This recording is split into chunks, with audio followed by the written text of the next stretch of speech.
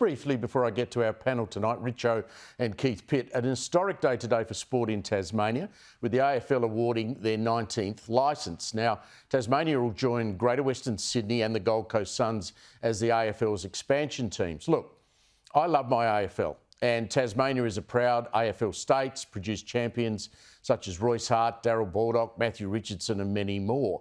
But, and it's a big but for me, why are Australian taxpayers in already dire financial times with a massive budget debt part funding this estimated $700 million stadium with a roof? Now, the roof's important because you put a roof on it, you can't play cricket there. At best, it will be used by the public once a week in winter, catering for a tiny population, many of whom don't want it anyway. And if the AFL, as they have insisted, the only way the state would get a team was a brand new stadium, why didn't the AFL build it? And forget their excuse that it won't be their stadium that didn't stop them buying Marvel Stadium, for example, in Melbourne. And Rugby League's got every right to ask, why not us? Or even the Socceroos, who this week were complaining that they don't even have an Australian training base. Surely it can't have something to do with marginal seats in Tasmania, could it? No, never.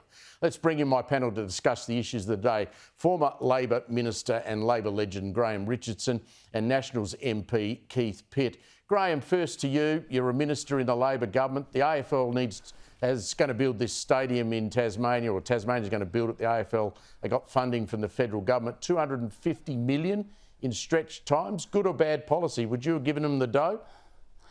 I shouldn't, but I would. It's one of those things where I think the politics will outweigh the economics. And there are 5 seats in Tasmania. They can't be forgotten. And so I think you'll find that not only would they do it, so would the other side, if they were being honest. Gee, Peter V'landys ought to have his hand out. Peter V'landys has always got his hand out.